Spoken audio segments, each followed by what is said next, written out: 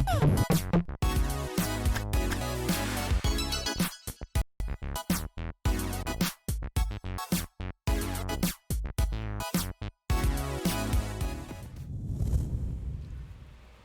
morning, people of Twitch. Welcome to twitch.tv/iScreamUploads. My name is Graham Day, and this man, who looks like he's just been building igloos, is the man that we call Bibby. Is he called in the office, Bib? My feet are freezing, my head's freezing. It's very rare that I wear hoodies in and around the office, but after the last couple of weeks being the first one in the office and having to open the windows up, it's just like a hurricane running through the... Yeah, so I'm warm, but apart from my feet. Ooh. I need to kill my WhatsApp because it's just made a ding noise.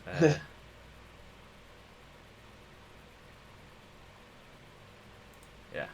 Okay. It's gone. Do you know what? Let me jump into the split screen now before I forget to do it. So we can see more of Bibby in the studio. If you're wondering why Bibby says Bibby's home, actually, I think I can change that. Split screen setup. Nameplates. Where is it? Off? On? Hey, Graham's home ICU studio. Yeah, on the fly.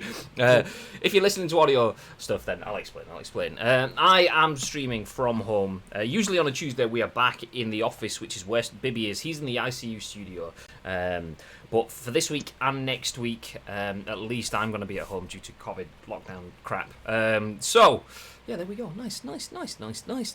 Anyway, for those of you that don't know, my name is Graham. This is Bib. We together are Ice Cream Uploads, and in true Ice Creamy fashion, this is The Scoop, the UK's #1 video game podcast, bringing you the best, the biggest, the best, and the breaking stories from the world of video games. And we're going to give you our thoughts and impressions on those stories, and we want your thoughts and impressions. In return, we want your thoughts and impressions on our thoughts and impressions, and it's important that you do that. We want a little bit of a debate created in the chat because we turn this into a podcast, a video on YouTube, and an audio podcast on iTunes, Spotify, SoundCloud, and Google Play. So if you're in the chat, please feel free to get involved, and we go live each and every single weekday at 10 a.m. ish on twitch.tv/Ice Cream Uploads. So feel free to get involved on behalf of everyone watching and listening on demand a little bit later on. As I can see, people are already in the chat. Mr. T says, "Is that Bibby or the Pez Snowman?" Take your pick. Just Captain Merch. That's what he is. Sorry, Pez Snowman. Yeah. I mean, it's not modern marketing if you're not just merging the words. So yeah, it's on the ball. Nice. Morning, Mr. C. Gary Clark in the chat, ladies and gentlemen. As is, yeehaw. Bibby reporting live from the freezer. The thing is, absolutely, it's like a meat locker. You probably need to like change the lighting, get the background, change it red. So one, it looks like you're in some sort of Kane entrance video, and two, just so that you feel like you sat next to a fire or something like that. It might just make you feel warm. Yeah. Morning, Bacon Chin. How's things, dude? Bibby, I've read that, but no, Bibby looking like he's doing behind the scenes of Ice Road Truckers. I tell you what, it still wouldn't be as cold as it is. It looks a bit like he's on the Last Leg set. Which one's the Last Leg? Is the Last Leg the comedy stuff? I think it's Channel 4 show, wasn't it? Yeah. I can't remember what the set looks like, so I'll have to wait for that one. But anyway, welcome in, people. We have a bunch of stories for you today. We will try to jump through them as quick as possible. But you may have seen the lead story that we've tweeted out already. Is something that I mean, I haven't read the article, so it could be completely misleading from what I've assumed. But the title kind of makes you think, oh, okay, big change potentially on the way. And that title is on your screen right now, written by Sherif Saed for VG247. This article says, new Xbox app now lets you play your games remotely on iOS devices. Okay, see, I'm going to stop there for a second because remotely playing games on your iOS devices, I instantly start thinking xCloud on iOS. Mm-hmm. There's been an issue with that, so that's where I'm saying maybe it's a big change. I don't know. I genuinely haven't read the article, so let's jump in and see. So Xbox One remote play. Okay, there we go. That changes things slightly. It comes to iOS with the updated Xbox app. Microsoft has rolled out the latest version of the Xbox app across Android and iOS. The updated version overhauls the app's design, bringing it in line with the new console UI for Xbox One and Xbox Series X and S. Does anyone use an Xbox? Because I've seen that my UI has changed on my Xbox slightly, and I didn't even know that I'd set it to update, so it must have auto updates on or something. But yeah, it's different. Anyway, many of the app's features have been available in previous versions, but some arrive for the first time on iOS. One such addition is remote play support, which allows Xbox One owners to stream games they own to their iOS devices over the internet or on the same network. This is separate from xCloud, which Microsoft has yet to get running on iOS. Remote play essentially turns your console into a server, and it's available for Xbox One and Xbox Series X and S games, but not Xbox 360 or original Xbox games playable in backwards compatibility. Other features include the ability to pre-download games on Xbox even before you buy them. It also lets Xbox console owners manage their devices remotely, such as initiating an install or uploading captured screenshots or clips. And, as you'd expect, you can use the app to chat with friends on Xbox and PC, either using text or voice. For new console owners, the app offers a seamless way of setting up your new device remotely. You can download the app on Android and iOS at the links. So not the initial groundbreaking bit of news that I thought, but still some tasty news. What are your thoughts on remote play, remote access using an app for the Xbox, babe? Well, you say this, but if you can play Games Pass on it, then there's no need for them to try and get the xCloud going, because it will ultimately be the same thing. Very much like we've had back in the day when you could play your PS Vita. You could play on your PS Vita and then play your PlayStation 4 off it, regardless of where you are. I remember being in Dublin at Dublin Airport and playing Pro Evo on my PS Vita, because I could do that. The internet was fast enough there for me to be able to do that.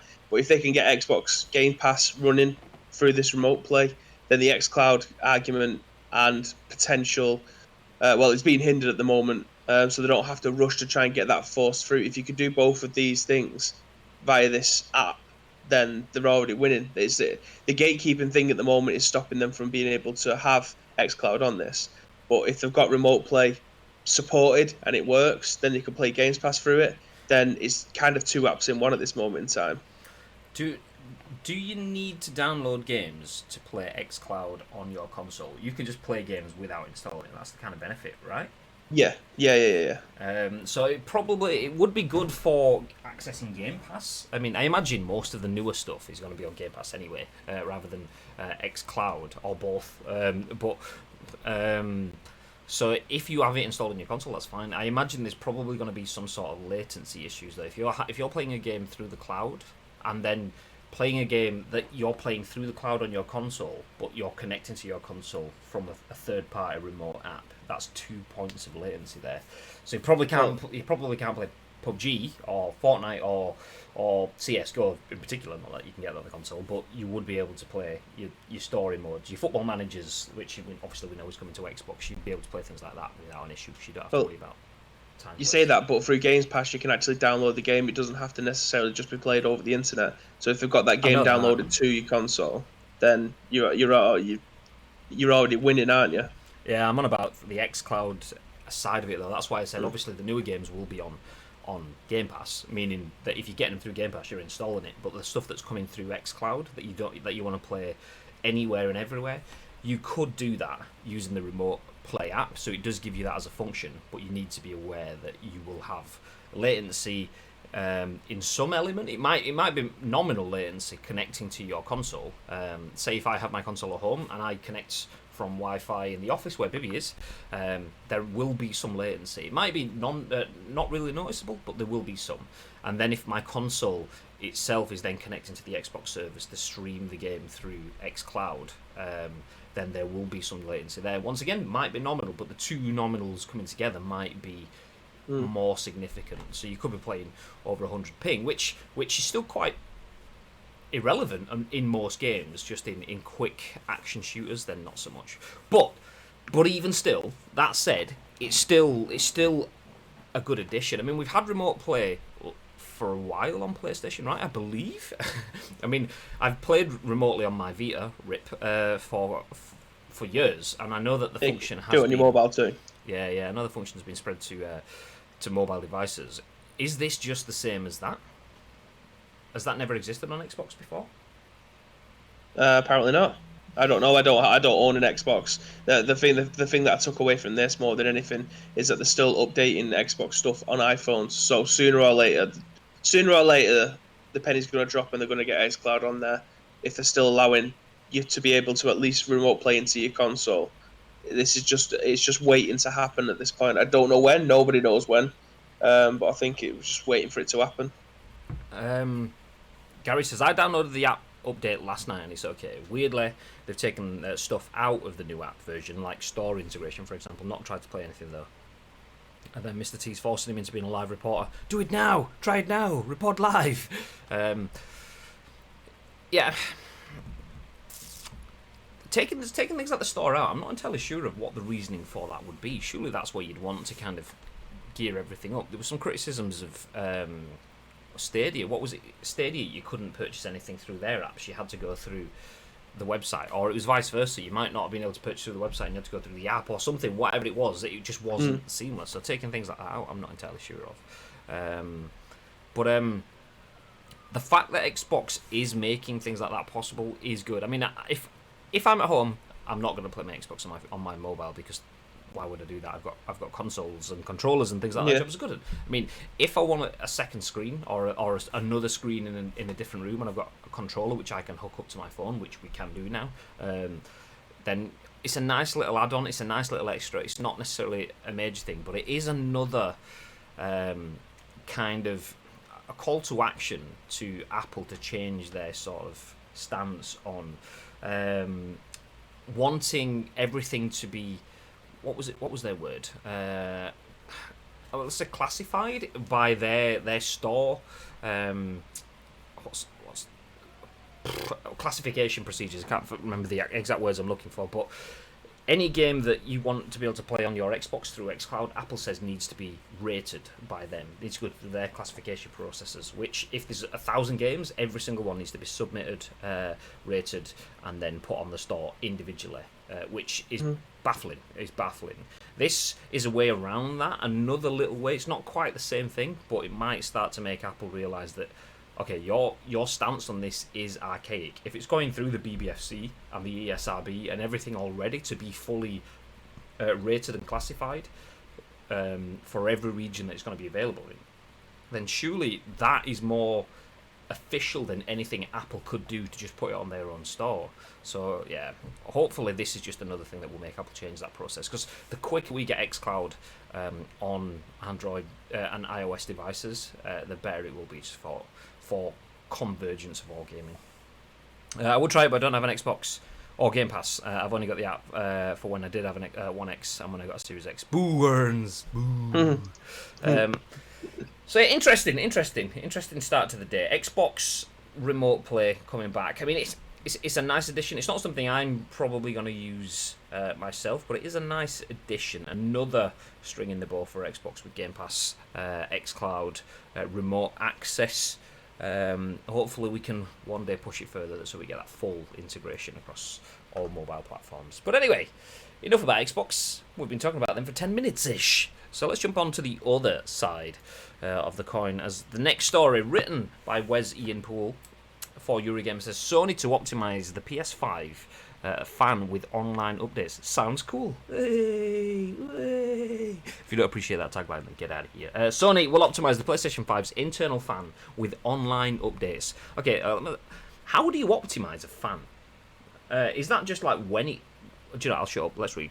In an interview with 4gamer.net, with translation by Reset Era, user Ozcare, backed up by our resident Japanese speaker John Lineman, Yasuhiro Otori, VP of Mechanical Design at Sony Interactive Entertainment's Hardware Design Division. My God, that is ridiculous as a title. VP of Mechanical Design at Sony Interactive Entertainment's Hardware Design Division. It's not. Okay, that's just where he is as well. And Sony will optimise the fan control based on data on the accelerated processing unit's behaviour in each game. Various games will be released in the future, and data on the APU's behaviour in each game will be collected, Otori said. We have a plan to optimise the fan control based on this data. Sony's recent PS5 teardown video revealed its double-sided air intake fan, which is 120mm in diameter and 45mm thick. The console uses a temperature sensor inside the APU, as well as 3 temperature sensors on the main board to control the fan speed, and it's these fan control parameters that Sony can tweak via online updates. For example, if a game is under heavy load for a long period of time, Sony can increase the fan speed to make sure everything's cool, even at the expense of quietness. The PlayStation 4 has a reputation for being on the loud side, with its fans sometimes sounding like an airport runway. That's how my PS4 sounds anyway, and that's how mine sounds as well. Nice. Sony has said the PS5 is designed for quietness, so hopefully things have improved in this regard. And here's an interesting tidbit. Autori said Sony made a transparent model of the chassis and observed the dry ice smoke flowing. Observed dry ice smoke flowing through it, taking temperature readings in each part of the system as the engineers made improvements. Now that does sound cool. Nice. Cheesy wrap up. Bib. Optimal fans. It's not a new website. It's not a competitor to your other side business. It's alright, don't get stressed about it. It's fine. Thoughts? It does make me laugh a little bit, because there's just going to be some bloke somewhere that's doing data entry. Does your PlayStation look like it's about to blow up? Yes. And then someone else's fan on the other side of the world just starts to boot up and ramp up a little bit faster to try and cool his PlayStation down. So yeah, I mean, it literally is just data entry at this point, isn't it? So people who have played PES will know that anytime you boot that game up, it sounds like your PlayStation's about to blow up. So in an update somewhere down the line, someone's going to say, does it sound loud? Does it need a little bit more air flow into it? They'll say yes, and then out of nowhere, a firmware patch will be installed onto everybody's PlayStations. So when everyone boots up that game, the PlayStation knows that it needs to increase the fan speed to try and decrease the temperature of the CPU. I mean, technology, innit? Gary Clark says, I'm a big fan of this. Hey! Nice. I mean, you can't fault that. You can't fault it. If they can change, they can read the game that say, okay, we understand what the code should potentially do or what we think it will do. In reality, people stay on this bit for longer than we expected, so that the game churns a bit more, so it gets a bit hotter. So we've sent out an update so that the fans adapt to that. That is all really cool. The only way you can get better than that is to have that shit happen in real time. If the fan goes, okay, you're spending too much time, and it's all well and good. But if they know that you're about to go into an intensive part of the game, and they start slowly ramping the fans up, rather than it just going when you open up a player in a MyClub spin, because that's what happens with mine. If they know that that's about to come, they can start cooling everything down, which will offset the sudden increase. That is pretty cool. The only thing is, does that mean more waiting around? Oh, I've just got a new console update. You got shit fans. It's just like, fuck's sake. Yes, I imagine it probably would. I mean, it'll probably benefit you more than anything, because my PlayStation, I don't think, has ever closed down because it's got too hot, whereas yours has done it on one game twice, maybe, in the same instance of someone throwing smoke grenades. So if that seems to be a problem, and the error report is getting sent to PlayStation to say that your PlayStation is getting too hot because of X, Y, and Z, then surely that'll give them the understanding, right, okay, we need to put a little bit more fan speed on that to stop it from blowing up when someone throws a smoke grenade in PUBG. So if you play a game like Resident Evil that Bibby comes back to after 4 months, turns it on, oh, no update, nice. I'll turn PUBG on after 3 minutes of having it turned off, and it's like, yep, new fan data. It's a 3-hour update. Nice. Well, I can't imagine updates like that are going to be.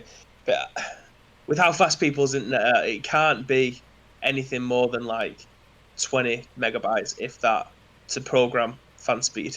Surely not. It's not a graphical overhaul. It's literally just a little bit of programming that goes onto the game. Yeah. Surely it cannot be gigabytes. That's got to be ones and zeros. Yeah, absolutely. Change the length of time to be 3 minutes instead of 2, or fan speeds to whatever RPM instead of the other one.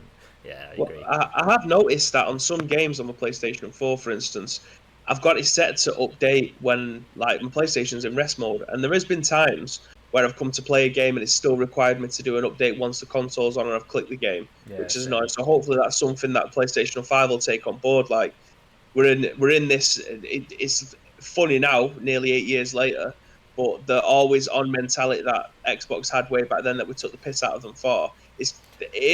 We are kind of nearly there now. Like, people leave their consoles in rest mode so that they can do the background downloads, but my PlayStation doesn't seem to do it all that often.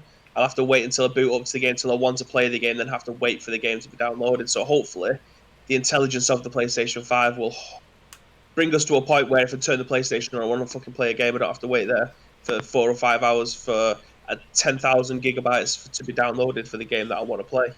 Yeah, that always on thing as well. It was even more than just leaving it in rest mode. Back then, people were like, my console is only on the internet when I need it to be. So why should I be connected to the internet just to turn it on? I should be able to just turn it on and play games without the internet. Now like you say, you're happy to just leave it in rest mode so that it's always doing things in the background. So yeah, Microsoft, we're a victim of forward thinking in that sense. I mean, the downside is when you have the really good ideas, but you combine it with we're going to say it like we always do, TV. Yeah.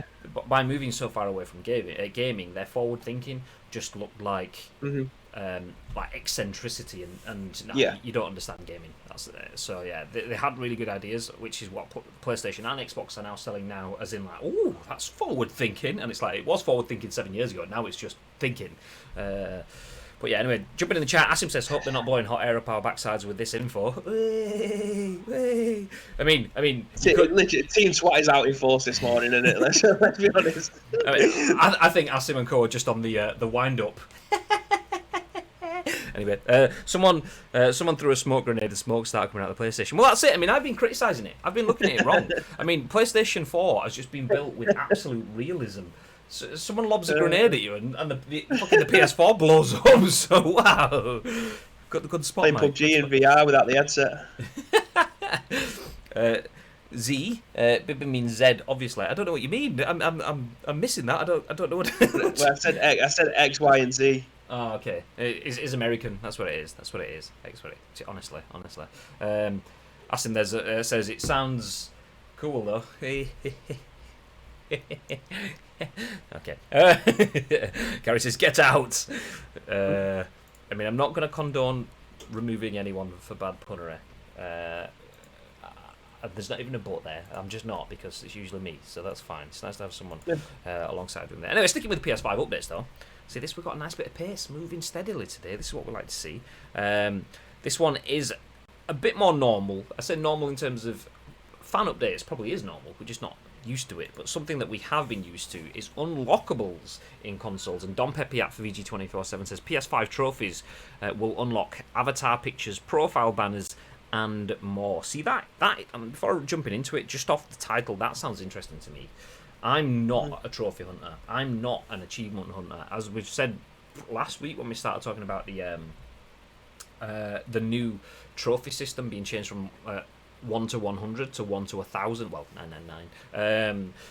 In that conversation, I was like, I don't really care. I couldn't tell you what level I was at on the 100 scale. I can't tell you what level I'm at on 1,000 scale. I'm actually 200 and something. I looked after we finished the stream, but that's only because I've got one platinum trophy. The only reason I've got a platinum trophy is because I play PUBG all the time, and there was one mission that I hadn't done just from playing, which are good missions for me. I want missions that I unlock from playing. Don't want to go out of my way to replay games over and over and over again, because there's nothing for it. There is no benefit for doing that. However, let's jump back into the article. That sets up trophy hunters look sharp. A new feature looks set to make PS5 trophies even more valuable than they were on PS4. Over the PlayStation 4, if you are diligent enough to unlock platinum trophies, you can unlock bonus themes and avatar pictures for your efforts. Typically, Sony sends an email to the account linked to your PSN, and you can redeem rewards from there. The PlayStation 5 appears to make trophy-based rewards much simpler to claim and more common too. During the PS5 UI video that was shared by the company last week, Eagle Eye Gamers have spotted certain trophies in Destruction All-Stars come tied to the rewards. The gold trophy, recognised with a W, seems to reward you with a profile avatar for your hard work, and the bronze rookie trophy gives you a profile banner.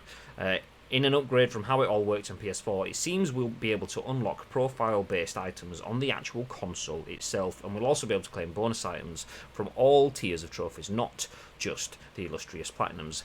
This is only based on what we can see in the UI, though. It's uncertain how many games will support this feature and if third-party developers will make use of the system in the same way that Sony games do. You can see these images embedded below. It's a nice extra incentive for those players that like to go on big trophy hunting missions and wrap up all the rewards in any given game. We look forward to seeing what kinds of rewards will be put on offer in the future. PS5 launches on November 12th and 19th, depending on where in the world you live. So there you go. This is the first item. Nice! I'm glad I expanded that, because when I clicked on the expand button, it got smaller than it was in the article. That's a good skill. Loving it. Nice, yeah.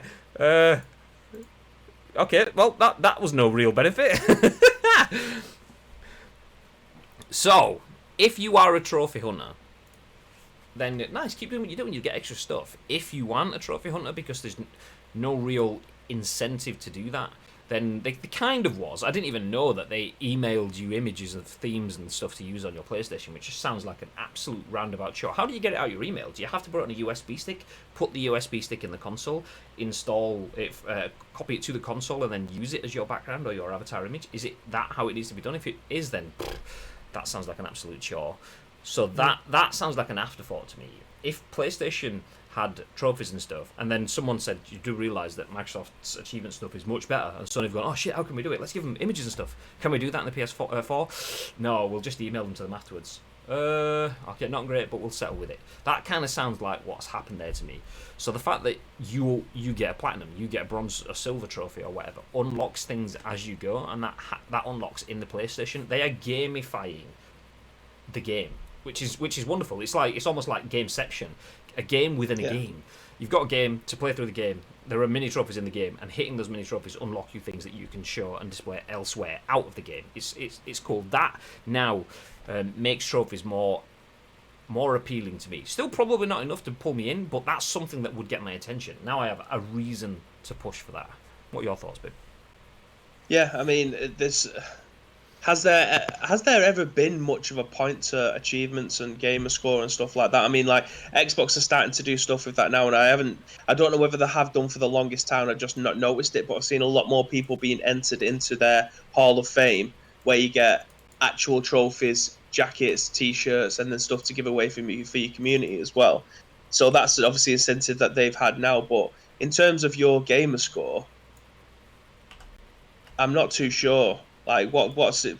Obviously, it gives you something to do, and I've said this for a while. When it comes to gamer score and getting achievements and trophies and things like that, the only ones that I enjoy getting are ones that you progress through the story. The ones that I don't want is have to go back through on, say, Halo, and you have to kill 600 enemies with a pistol and things like that. That for me is not enjoyable. I would never look for those ones. But if the incentive's good enough for me to be able to just get the gamer score, and there's an incentive at the end of it, like, I don't know, what would you deem good enough to be able to get something at the end of it? A theme, a wallpaper, a profile picture, a 10% discount code of of something in the store. I don't know, but yeah, it's at least it gives a lot of people the ability to be able to shoot for something. No pun intended. Hey. Asim says, guess I have more of a reason to get trophies now. You get the trophies anyway, though, don't you? It's just another reason. It's more justification. Can Sony do it so it unlocks 50% off the store? I mean, that would be very nice. Yes, please. Mike said this for so long that achievement points should be redeemable somewhere, actually making them worth having. If it isn't done in game, it isn't done at all for me. I agree with that separation, that disconnect of having, oh, you've just done something in game, which has just unlocked something on the console. Nice, and here's your reward in your email inbox. What? What? No, you're all right. If it was a fault or an afterthought and they couldn't put it in the system. I mean, one of the articles last week explained how the PS Store on the PS4 is not built in. It's a separate app that's tacked on. It's not built into the actual OS of the console. So maybe that makes it a little bit difficult then. But surely emailing you a 12-digit code that you can copy and paste into your PlayStation Store to redeem the stuff is more effective than just emailing you a bunch of images. Hey, you've done stuff. Here's images. I mean, those images. Yeah. If I see that on my PlayStation, okay, that's pretty cool. If I see that in my email inbox, okay, that's more shit that I've just been sent to me. Even if it's the same thing, that's the way my inbox works. It's crap. Unless I've asked for something to be sent to me, or unless it's someone I work with or something that's sending something to me. If another brand sends me something, even if it's a brand I have a lot of affection for, like PlayStation, they email me all the time, and it's usually PlayStation sale or PS Plus games of the month, and it's like, okay, it's all good information, but you send it so much that it's all always good that it's just, you create a plateau of boredom, and I'm not arsed, it's just spam. It's that sort of like spam filter that we all have. You get banner blindness, you don't see stuff because it's just more advertising, you get rid of it. So if I get emailed pictures like that, oh great, more banner blindness, delete, shelve, file, just ignore. So yeah, it's having it happen in the console is a good move for me. Not that it will change my opinion that much, but it's a nice step forward for me in general, but it's a nice step forward for other people that are interested in trophy hunting. It is an extra step. I do believe that obviously it's not to the point where, as Mike mentioned, having that build towards a currency, or as Bib said, getting some sort of discount codes, that sort of stuff. I mean, that's kind of where you need to go. That's like having your Tesco Club card. The reason you have a Tesco Club card is because you sacrifice your user data. You have a Tesco Club card, they can see what purchases you make and when, and can activate on that to get more money out of you. That's what a club card's purpose is for. I'm let's go down a rabbit hole with Tesco Club card.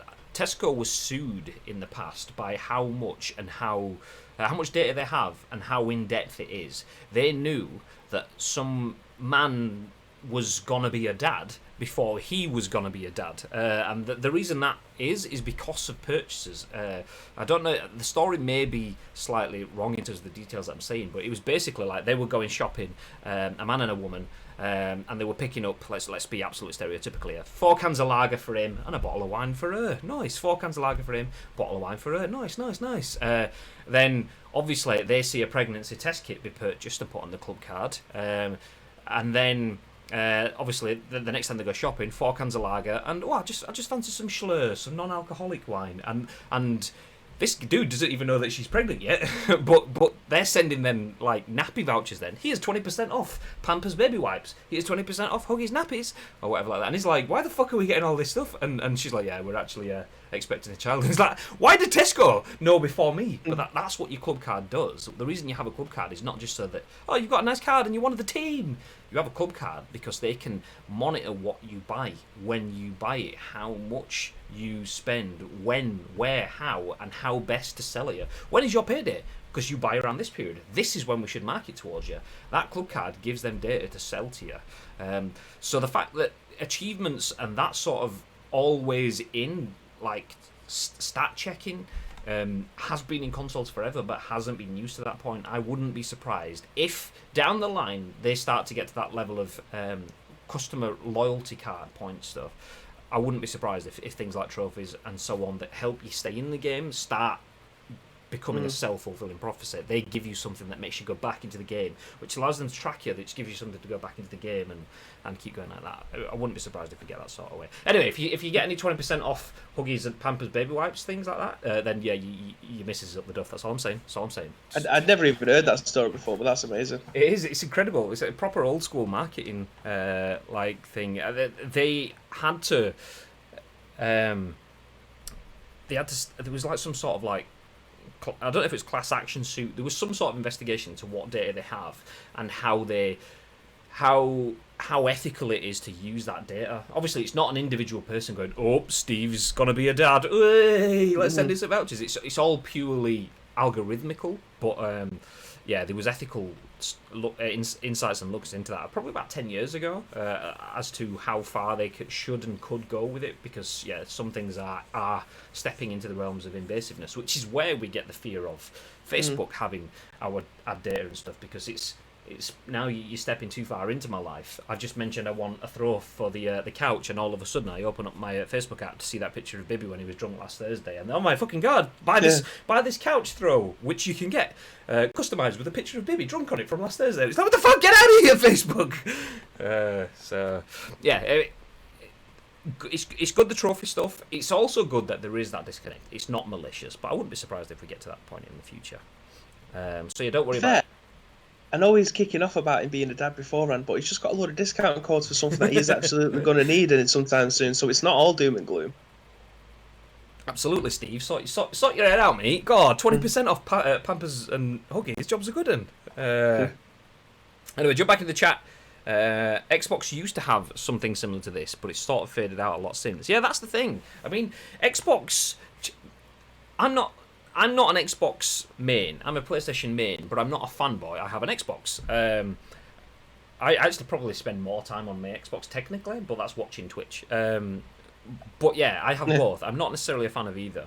Or I will probably align myself with PlayStation. Obviously, I bought a PS5, but not an Xbox Series X. But Xbox's ideas are incredible. The idea of being always on, and the idea of the snap feature, and all of these other cool functions that are now in PlayStation, wonderful. The idea that every game needs to have a demo so that people can see it and play it, wonderful. Ditched it all. The idea that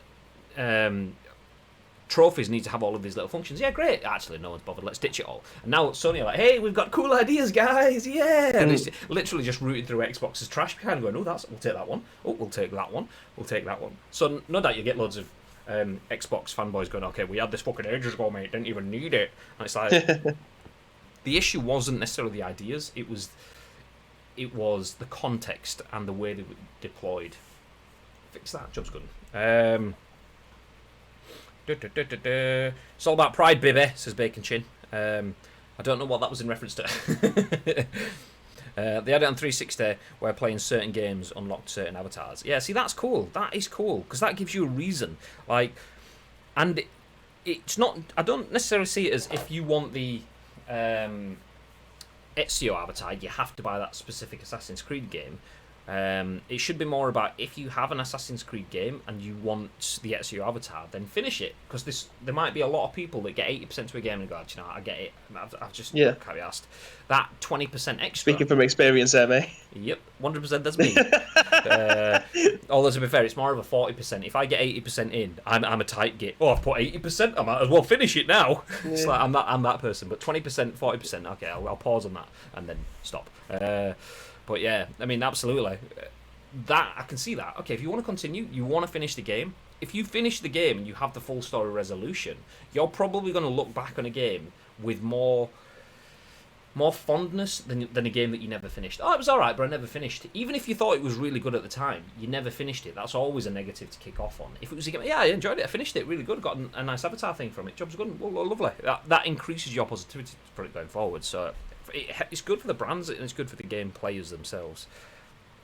I love what Destiny 2 does with accolades in terms of exclusive items, branded jackets. How does that work? I get random emails from Sony, but I'll double check the email address and if it's really from Sony. Yeah, all the time. I mean, I've got the ice cream email stuff set up as well, so I'll get my emails and then I get emails for Chloe's PSN and then I get emails for ice cream and it's just like spammage. But yeah, that story is correct, just without the slur. Yeah, exactly. It was more just a case of like they stopped buying the wine kind of thing, so they bought the lager but they didn't buy the wine, and that gave them enough to think, okay, well, the algorithm reads any drop-off of wines, and they probably did stereotype it as to lager male, wine female, and if the wine drops off, then okay, that could be a sign of this, so it'd just be an if statement. If wine drops, then send baby vouchers. It's literally like that. Bibby, do you work for the PES team by any chance? Bibby is the PES team. No. So if you have any issues, just saying. Callum, good morning, dude, says I'm 100% PC, but if I was to get a console, it would probably be the Xbox for the sole reason of PC console crossplay and Game Pass. I mean, that's the huge thing. PlayStation outsold Xbox 2-1 in the console market. So how does Xbox break that barrier? Well, the easiest thing is to not go after the console market. If they go after just changed my thing. It wasn't working. There we go. If they go after the PC market by just saying, actually, you've got a PC, you don't even need a console. Just be an Xbox user, and here's the Game Pass. That's genius. You don't even need the box. you won't get all of the games, and you might get them all, but maybe not all on day one. That is genius, because if you're a PC player, you've almost got to the point where you've absorbed your costs. You know how much it's going to cost you to run PC, and you've lived to that means, and you think I can spend the extra 10, 15 quid or whatever it is for Game Pass PC Ultimate kind of thing. Yeah, that's fine. I can absorb that. That's fine. And then that means I get all these extra games a month. I don't have to spend money on the Halo Master Chief Collection. I don't have to spend money on new Forza Horizon. I don't have to spend on all of the Bethesda games coming up. Each one individually, I can just spend the Game Pass. So that is a huge plus for there, because that way you can claw back.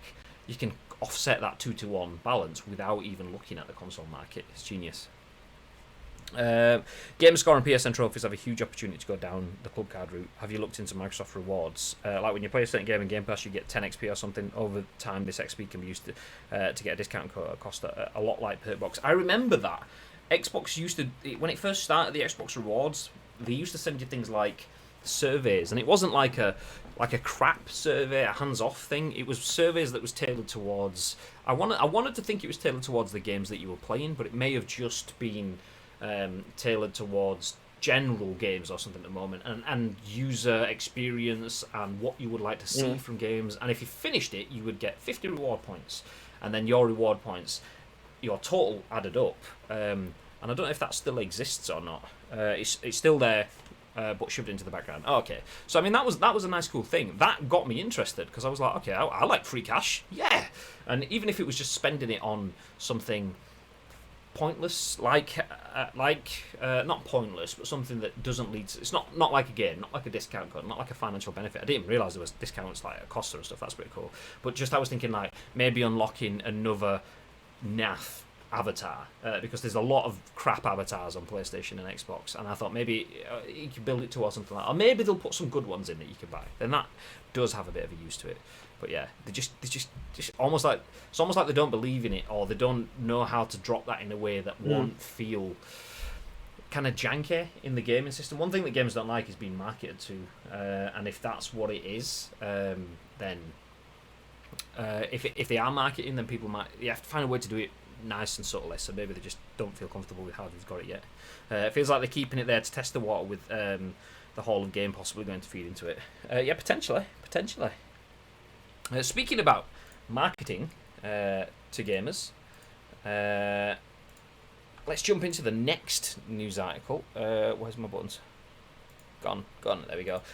Marketing. This is very similar to a story we had on EA a few weeks back. Tom Ivan from VGC says NBA 2K21 has reportedly added unskippable adverts to loading screens. Don't know if Mr. T is still in the chat. I don't know whether we could question him on this, because this is probably a brand-related story. You might have to keep his mouth stum on this one, which is understandable. You can't ask him to overstep and say things that he can't do. But anyway, jumping back into the article, NBA 2K21 has reportedly added unskippable adverts to loading screens. Adverts spotted in the PC and console versions of the basketball title.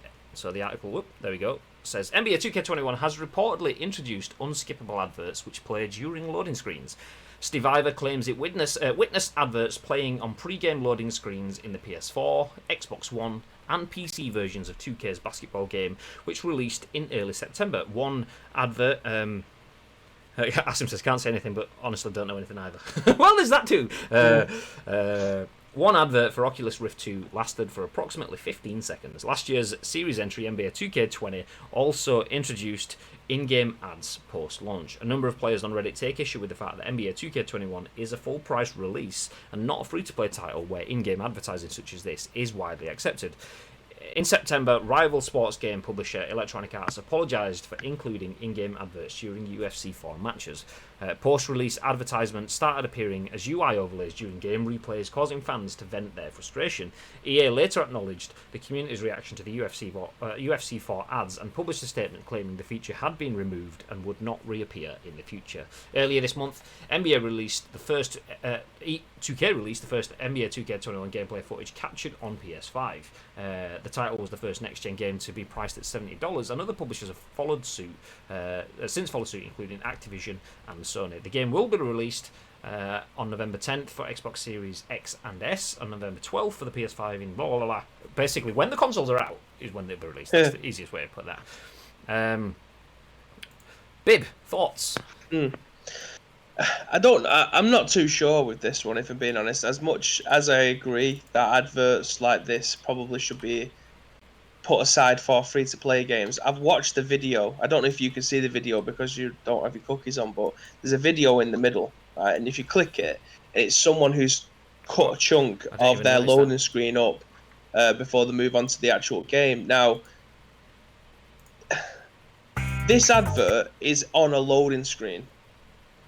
What else is going to be on the loading screen otherwise? Like, I don't think this is intrusive in the fact that, like, these adverts aren't being rolled out between in half time. Do you know what I mean? These adverts are being rolled out during a loading screen. Obviously, they could put something in like clips of older basketball. The basketball thing, again, it blows my mind. I don't know about the sport at all. I'm just talking from an outside perspective. They could have probably put something different in there, like I don't know, old clips of basketball games or what. I don't know, but I don't see this as an intrusive advert because it's on a loading screen. You can see the bottom right hand corner, the percentage is ticking up to get to 100% before the game starts. So I don't see it as intrusive, but I can obviously see why people would get pissed off because they're being advertised something on a game that they paid for. And like I said in the article, that's usually on the free to play model where you would get adverts in between there. So I'm caught. It's very rare that I sit on the fence, but I think I'm gonna take a nice little seat on here, get a few splinters on my ass because I can see both sides of the coin. Like obviously 2K will be getting paid for this somewhere for having adverts like this in their game, but that doesn't mean anything to the consumer because the consumer's already paid their money for the game. If this was happening if a free to play version came out, then you couldn't really object to it. Like it'd be par for the course. But No, that was a different 2K game. yeah, that was a different 2K game. But I mean, it's not for me. It's not an intrusive advert. Like it's on a loading screen. I don't know what I don't know what a normal loading screen looks like before these started appearing in the game. Was it just like a still screen? Was there just it says episode 7, My Team Season 2? What was in that space before the adverts were there? Yeah. Excuse me. Jumping into the chat, Asim says, as a consumer, I imagine it'll be gone soon enough given the reaction. Callum says they apologise and then do it again. It was EA that did it first. It wasn't 2K. So EA did it and then removed it, and then this is 2K. So similar thing, but separate company / learnings. Mike says it's just 2K TV. It doesn't bother me in the slightest. They usually just have interviews I'm not interested in. Lol. Mr. Clark says the issue is that the advert is longer than the loading time, and you can edit your team, and you can't edit your team lineup as quick. They've extended. Okay, so that would be a problem then. And then following that says they've extended the loading time to make it fit. So I do have an issue with that. I've said before with the EA stuff, I quite like the in-game marketing thing. I hate marketing. I have cookies on my websites, which is why when like turned off and everything, I don't like any of that shit. I don't want to be sold to. But in context, I don't mind it because it adds a little bit of realism. If I play a UFC game and the octagon ring is just perfectly flat and grey, okay, well that's shit because my company has actively been paid to put banners on rings. So we've had ring sponsors in boxing matches at the O2 Arena in London. We've had sponsors on the ring in UFC fights. We've had sponsors on the ring in Bellator. When I'm talking that, I mean, like obviously we are ice cream, but we work for Jelly Media, so we've done that stuff. So seeing that stuff in the ring, maybe because I'm in marketing, maybe I'm a bit biased, but I don't mind seeing that because it adds a little bit of validity to it. When I play PES, I like the edits, the patches that will put proper banners and stuff. That I mean, I don't care about the fact that Barclaycard is going to be in there, but I want Barclaycard pitch ad boards to be in there because that's what's in the real game. Yeah, authentic. So I don't mind. Yeah, authentic. That's a really good word. I don't mind the authenticity of it in that sort of sense when it's in situ. So the EA stuff, when it was on the ring, fine, perfectly up for that. When it's on the screens and stuff in the arenas, fine. When they stop and put it full screen in the game and drag things out, then that's not fine for me. That's breaking the immersion. So if this is just pause screen and I mean I saw the phrase 2K TV, someone mentioned it in the chat, scrolled off screen now. I don't know what 2K TV is, so I'm going to assume that's like some sort of like almost like broadcast view stuff between Yeah. things. If it's in that, that's kind of not too bad for me. And I'm not even touching on the fact that you've paid full price for a game which is now advertising towards for you. That's what you shouldn't be paying for. Surely the price should come down if they're getting funds from elsewhere. There's a different argument there, which we could probably jump onto shortly, but I don't mind it that much in that sense. If the functions change and you have to wait longer and you can't make as much changes to your team, so then it starts not only costing you your time to watch, but costing you time to pause and go in and do that stuff, then that is different. That steps beyond the boundary for me. If it's the same advert on repeat as well every time you boot into a game, that would slightly start to grate. I mean, like YouTube does. Like, it don't matter what YouTube channel you watch, it's Twitch. always the same advert. Same with Twitch, Twitch yeah. is the Like the worst for boys, it. Yeah. fucking hell. When the boys was coming out, it was an advert every 2 bastard seconds. You'd go onto the stream, and then 5 minutes later, an advert would run. An advert would run 10 minutes later, 15. It's so frustrating. But I mean, that aside, with this, again, I've not played the game. Basketball is a completely different world to me. I don't know what their broadcast package is like. I remember going into Chapper's stream at the weekend, and he was playing NFL 2K5, I think. And he was like, "Oh, baby, wait until the end of the match. Have a look at the sports center." And the sports that he would go to a bloke on a desk and he'd be running through the scores on the right, like basically like Soccer Saturday, so that he'd be talking about the results. Results will come down the side. If an advert was being placed in between those, that would be a bit more authentic, and it probably would fit in there. But I mean, if the adverts were running between the beginning of the match and then how many quarters is there? Is it quarters or is it just one halftime? 12 quarters. Yeah, if it was like a 15-second advert between every single time you'd got to step out onto the court in the quarters, then that would obviously piss everybody off, and it would piss me off. But I mean, if it was there in the loading screen originally, it probably doesn't bother me. Wouldn't even be looking at the screen. I'd be browsing Twitter during loading screens. Everybody does it. When you're waiting for a game to start, you'd be on your phone, you're scrolling through Twitter or whatever. So you probably won't even pay attention to it anyway. But if it's increased the loading time, then that's a little bit shitty. But yeah, in the grand scheme of things, if it's not intrusive, then I don't see a massive problem, especially if it's stuff that I'm actually interested in. Like if it was advertising, if it happened in Pro Evo or PES and it's the same loading screen for you to get into the match, or if you're waiting to find your other opponent, it was advertising what's happening on Sky Sports or BT Sport this weekend, not the pay-per-view shit, then that would be a bit more interesting. Do you know what I mean? You're waiting for your match and you get being advertised to, and it's a kind of a small, gentle reminder. Yeah. But if it started like at halftime, the halftime show would start, and then you'd have fucking adverts for Ovaltine lights. Seconds. Get a nice tub of Ovaltine. Fuck off with your Ovaltine light. I mean, Yeah. I'm just gonna earworm you all, by the way, because you've all probably heard it today at some point on Twitch, and if you haven't, by the end of the day, you'll have heard it 72 times. That Superman that you get at the end of the boys advert. They've changed it. The one thing with the boys adverts is rather than having one advert that stayed for months like they did with season 1. Season 2, they started off with a different one, which the adverts kind of progressed and got a bit more meatier as more stuff comes out. And there's one now that just has like a high-pitched squeal, like a Superman, Superman, and that's literally it just gets stuck in my head, and it's just stuck in my head. I went. You've done it to yourself now. I had it done to me earlier. I went to get a shower earlier on, and when I'm in the shower, I usually either have a podcast playing or a stream on my phone on the side kind of thing. And naturally, Twitch advert came up. Wow, Superman. So there you go. 27 times today, and that's just me. So you could be there washing your bollocks while watching show play. All the time. I mean, usually that's a lovely part. That's when he's in the studio. I'm stood there in front of him. Anyway, they usually have those 2K TV things on. To be fair, so they have those bits on it anyway. I'm not that pissed about it. There's worse practices, says Chappers. I think that's the truth. I think one of the issues though probably comes off the fact that this article has just done exactly what I'm going to step at. EA just had the same thing with UFC 4, but did it in-game, in the middle of the match, not on cutscenes and stuff, so it was over the top and deserved a backlash. And this is similar, so they get painted with the same brush, and I think that's the issue, because EA have done something similar recently, but not to the same extent.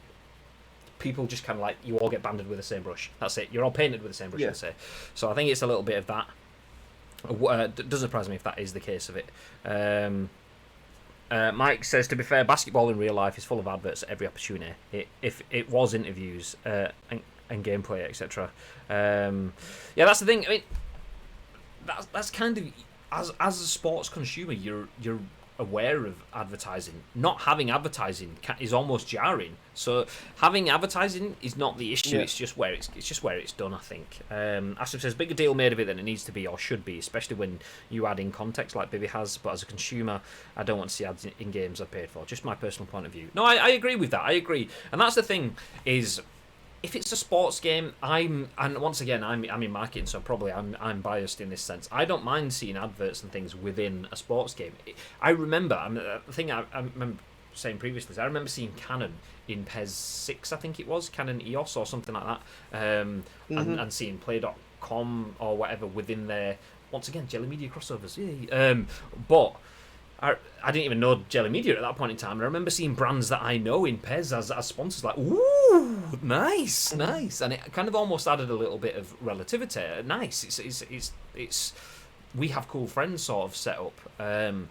So I don't mind that. But if I start seeing Sky Sports TV package adverts in the middle of PUBG, then maybe not. So I think it's situational. Sports games can probably get away with it a bit more, which is probably why we've seen it in UFC and NBA than other games, but it has to be done effectively. That said, there is still the issue of, if you've paid full price for a game, and we've all said previously, those of us from the industry side of the conversation anyway, that games should be more expensive. Like, we've paid 50 quid for a game for 30 years. The fact that games are now 70 quid, they should have done that. Games don't go up with inflation. So now they've clawed some of that back. So if we're now paying 20 quid more per game, fine. You're getting the funding that you should be expecting for your games as a developer, or it makes it more comfortable. So why now are we getting the adverts in? So I think there's a little bit of that as well. The timing in terms of it's just been done by EA, but not quite the same. But it's the same, but not the same. And the fact that everyone is now going to be paying 20 quid more. There is just it's the, you are an evil, eager to grab my cash, faceless organisation. You're already taking 20 quid more off me, and you're just like the rest of them. It's that sort of conversation, whereas it isn't, but that's the way it can easily be portrayed through media. So I think that's kind of the issue there. Do I mind it generally? No. Do I mind it adding to loading time and making my game a bit more difficult and taking more out of my life, which is already, I don't have enough time to play games anyway? Yes, I very, very much mind in that sort of sense. So do it if you want, but do it effectively. Don't be garish and don't be over the top. Don't be greedy with advertising, and then in sports environments, then you shouldn't really have an issue with it. But you will always have an issue, but not as big an issue. David says, I'd be interested if the ad slows the loading of the game. Well, that's it. I mean, we're moving to the next generation, which has got SSD, which is going to get rid of loading times. If we now have loading times just to watch an advert, then that's kind of, what's the point in the next generation? We've lost the next generation, just adds advertising. So, yeah, no, get out of here. There was another comment by David. How long until ad blocker is going to be available for games? Madden's got a giant Pizza Hut advert on basically every transition and every scoreboard. It's annoying and it's intrusive, but also the NFL is rammed full of intrusive advertising anyway. And that's the thing. It's almost part of the ugly charm. That's almost part of, for me, the Americana of it all. I don't understand NFL. I watch it and it's like, yeah, it should be called football. It should be called hand egg. That's what it should be. But the fact is, it should be. They fucking hold it and it's not a ball. It's a hand egg. But it's that Americana. The fact that they don't call it hand egg. The fact that they do have all these over the top advertisements, and then they cut to her. And let's jump to Jim's halftime. Blah blah blah. I mean, I like that shit. I don't understand it, and it's weird to me. But that's where I get the charm from. And it's over the top commercial capitalism sort of stuff, but that is part of sport for me in some essences. Obviously, for me, it's just kind of like over the top stuff. For American people that understand, or even British people like chappers who watch NFL and understand it more than hand egg, then it will mean more, and having it in the right context will make sense. But part of it adds a little bit of that to me. So I don't mind if it's there. I don't mind if it's not, but I don't mind if it is, as long as it's not stupid. Well, I've just seen just made me piss. what hand egg? No, Mike's comment there. I was just about to say, well, we're just teeing everybody up now for our when we eventually get our first podcast sponsor, and we just ram the fucking sponsors down your throats every 5 minutes. I'm now looking around for something that I can use. I've got no muscle moose on my desk. I mean, what about some Gal Farm all-in-one Max Flu jobbies? Which Yeah, can we make our own jingles for our potential sponsors? That'll be fucking amazing. we need to go like full on GTA though, what was it? The glory hole where strangers become friends. we need to like shit like that. Yeah. So yeah, if anyone does want to sponsor this podcast, we will make funny jingles for you, and that'll be fantastic. Because then we will be getting paid for bringing you this as well. Jumping back up, I'd just seen that Gary did say the bit that I've just said as well. The bigger issue is if the next gen version doesn't have loading screens, but then they add an advert, so you have to wait. Then that's an issue. Yeah, literally, you would. Yeah. The biggest single win of next generation isn't graphical upgrades. It's accessibility in terms of game loading speeds. So just get rid of that for an advert. Nice. NFL 2K5i. How many quarters? 5. 12. 18. The UFC one was a different story because it'd not be a loading screen, it'd be during the game. But NBA's is fine to be annoying, but not horrid. Yen game is a lot worse than before a game has started. I wonder if the ads are an OTT service.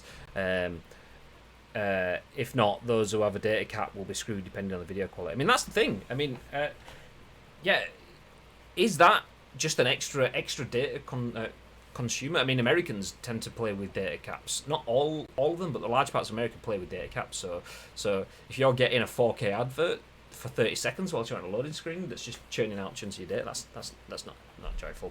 But yeah, I wish journalists would add some actual context when reporting such things. You can tell they're looking for clicks and reactions with such posts. Probably don't even play the game. Some research and proper context would be nice. Fair and balanced reporting. Yeah. Honestly, I mean, I say this is 2020. You know, people just want to voice their to get probably written in shit on the wall somewhere because it'd make as much sense as that does. But I mean, that's what me and Graham try to pride our podcast on. It's like it's our opinions, which try not to be charged in. Well, from my perspective anyway, I try not to go in with a charged opinion. I try to give my opinion on stuff, but with context, and it can be criticism. It also can be praised. It's very much. I try to be neutral, if that's the best word to use to describe it. Bibby tries to be neutral. Anyway, we're gonna have a conversation about FIFA now, as Bibby sits there. No, I mean everybody knows that I want to fucking get into FIFA, right? I want to play Volta. I am playing FIFA Mobile like nobody's fucking business at the moment. Course, mate. Gosh, mate. Well, whilst wearing Pez. Like, I'll have to sit like this for the rest of it now in case anyone screen caps.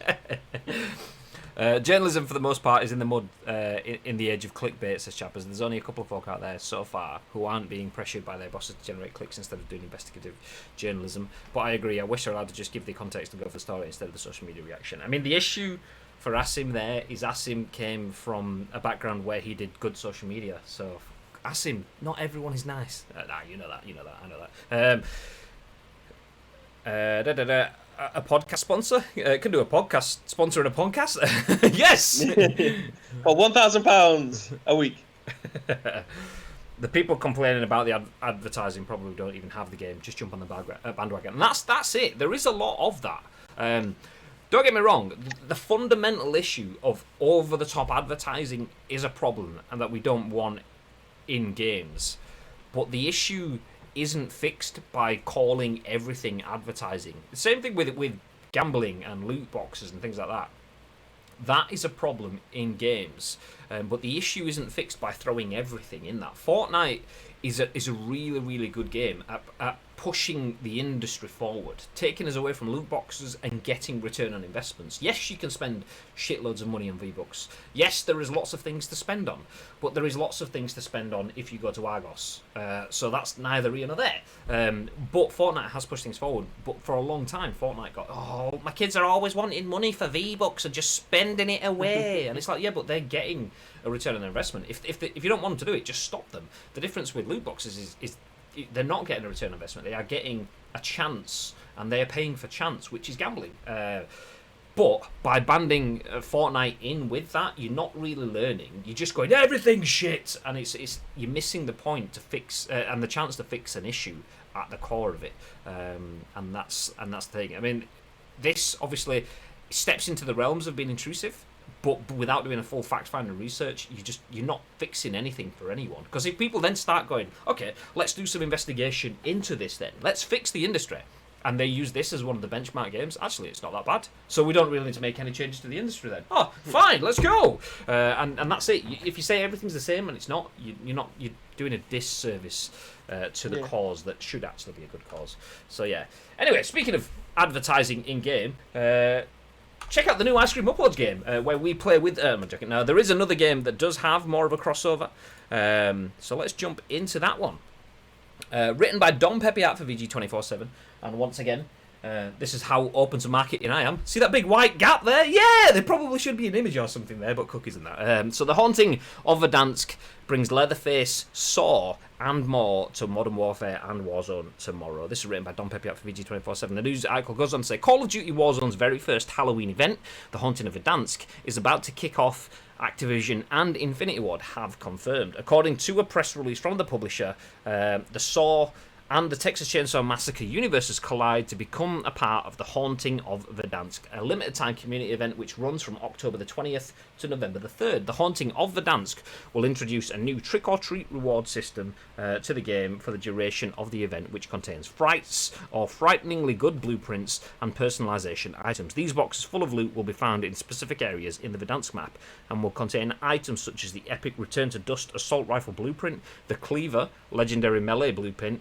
and a holographic watch, charms, stickers, sprays, calling cards, and emblems. You can check out the first trailer for the upcoming event embedded below. No, you can't.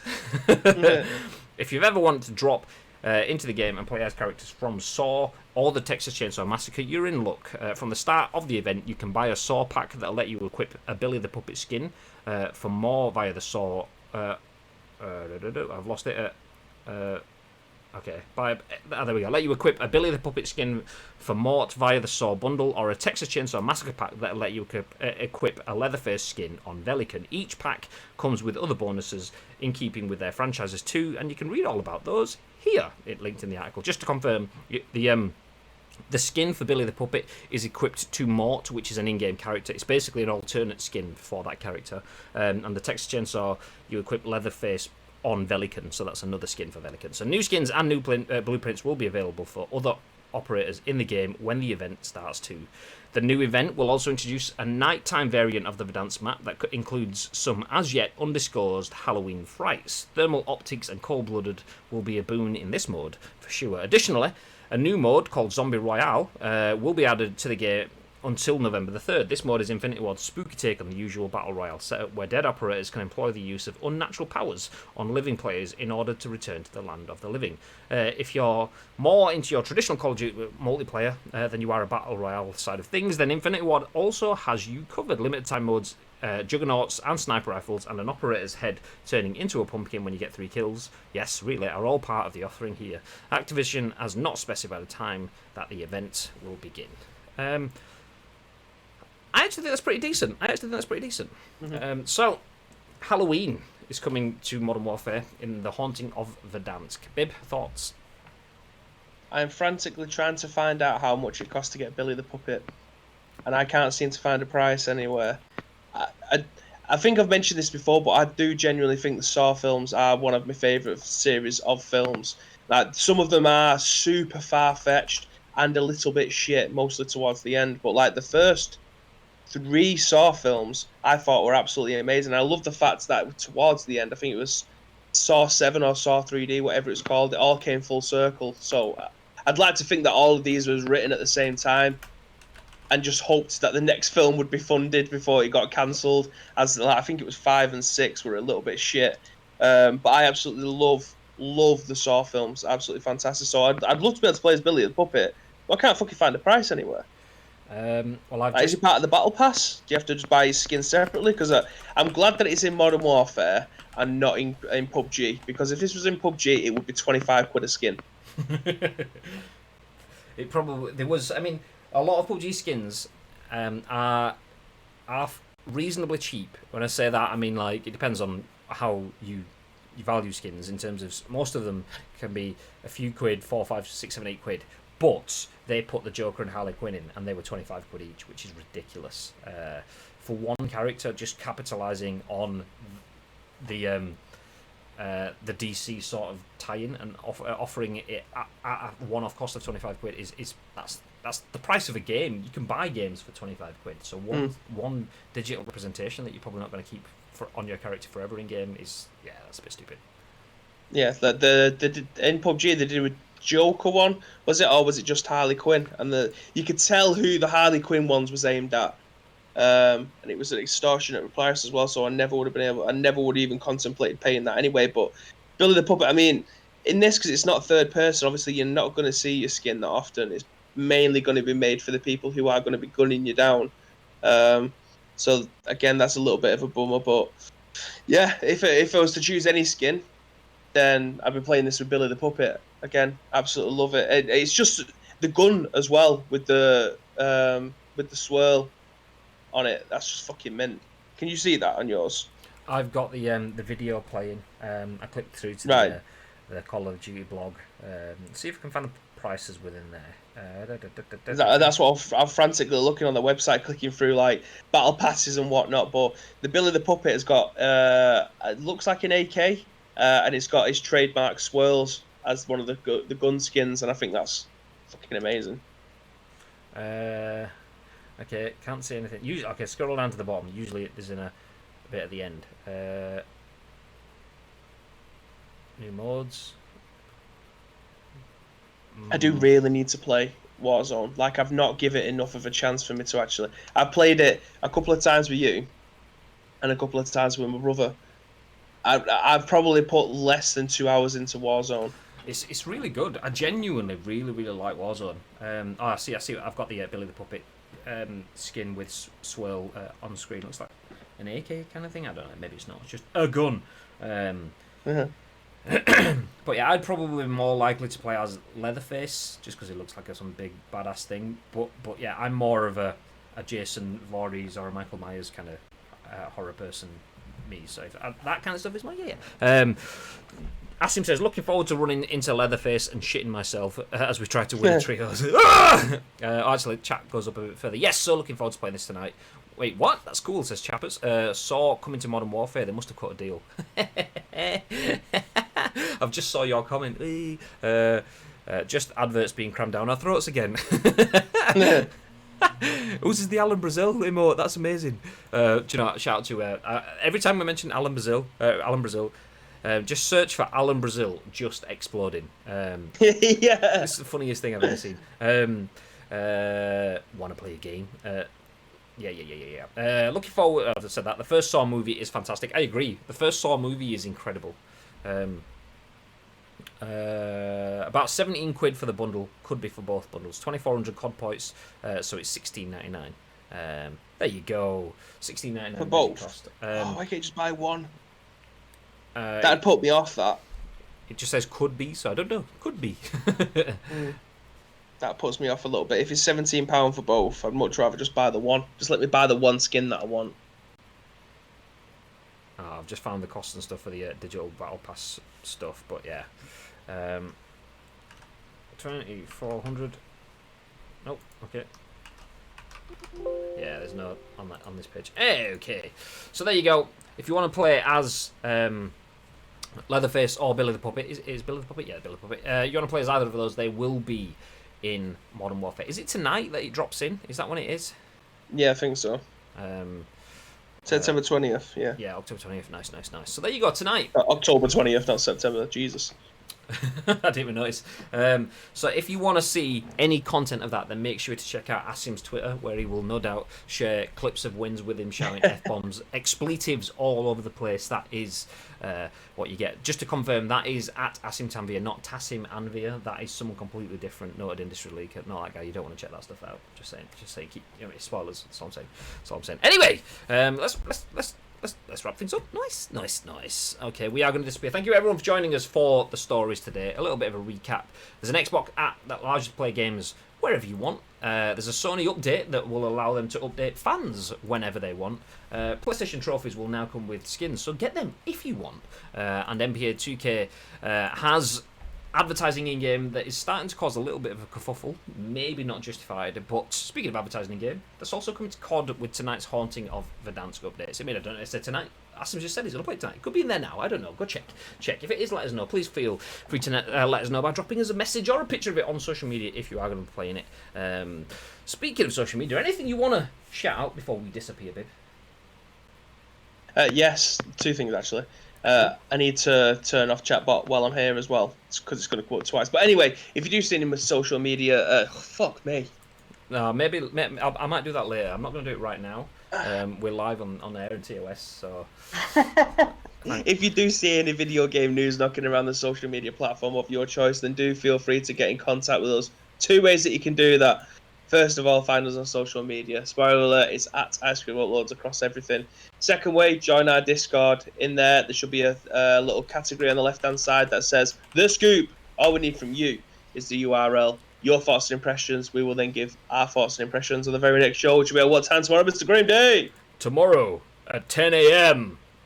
Ish, as he drops the ish emote in chat. Yes. We do have an exclusive ish emote in chat, which you can see right there. Nice. A couple of bits of housekeeping before we disappear. If you want access to the ish emote and other emotes, then you can get them by subscribing to the channel, which is nice. It helps support us, so we appreciate if you could do that.